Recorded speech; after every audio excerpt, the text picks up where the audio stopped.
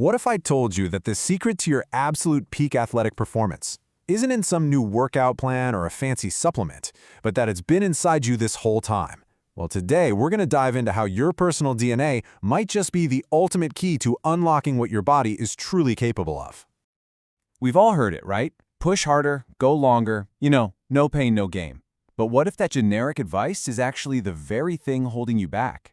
It's time we explore the difference between just working hard and working smart, based on the unique biological blueprint you were born with.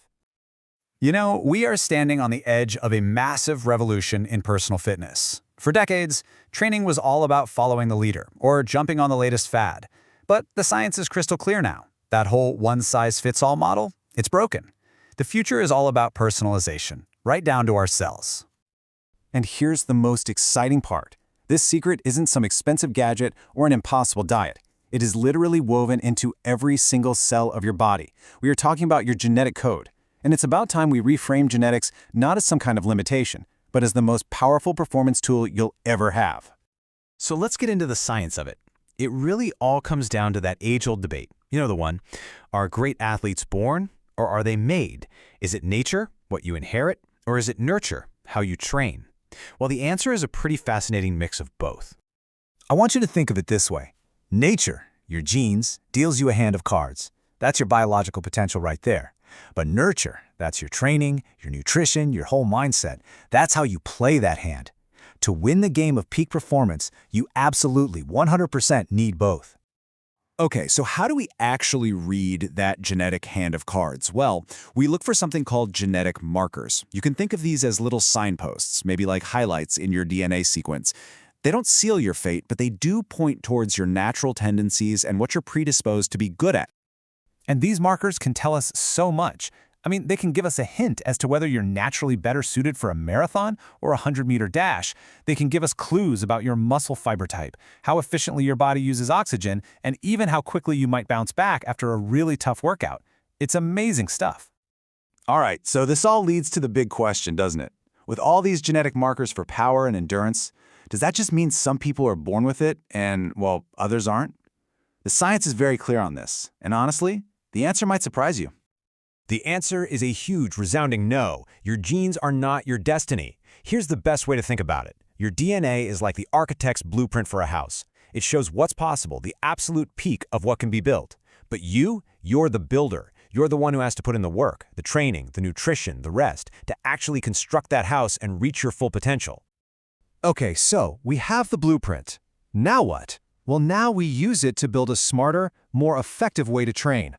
This is where all that theory becomes practice, and where we start to see some truly game-changing results. And the process is actually way more straightforward than you'd think. It starts with a simple genetic test, usually just a saliva sample. From there, your DNA gets analyzed to find those key athletic markers we were just talking about. And finally, that information is used to design a training protocol that is built specifically for your body's natural strengths. And this is where the difference becomes so clear. Look, traditional advice is usually pretty generic. Hey, do a mix of everything. But a personalized approach, it's precise. If your genes favor endurance, your plan is going to emphasize building that aerobic base with longer, steady-state work. If they favor power, you're going to focus on explosive movements and sprints. It's not about avoiding your weaknesses. It's about maximizing your innate strengths to get faster, better results. But hey, world-class performance isn't just built in the gym, right? It's also built in the kitchen. And just like with your training, your genetic blueprint can give you these incredible insights into how you should be fueling your body for the best possible results.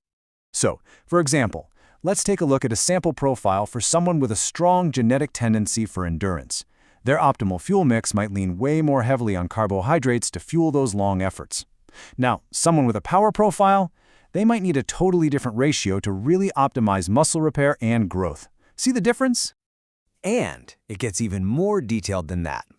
Genetic analysis can suggest your ideal ratio of carbs, proteins, and fats. It can flag potential needs for certain vitamins and minerals, tell you how fast you metabolize caffeine, which is huge for timing your pre-workout, and it can even hint at potential food sensitivities you didn't even know you had.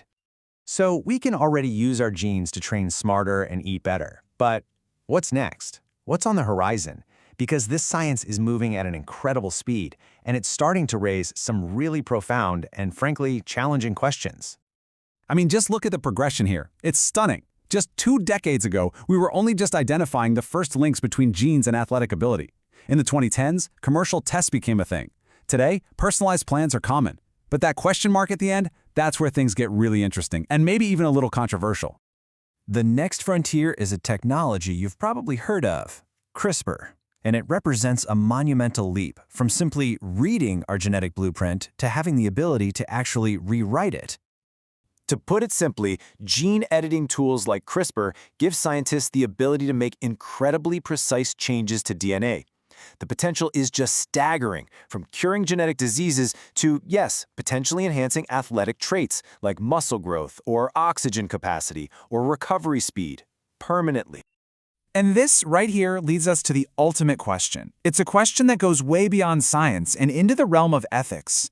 If we gain the power to not just work with our blueprint, but to fundamentally change it, should we? What does that mean for the future of sport? And what does that mean for what it is to be human?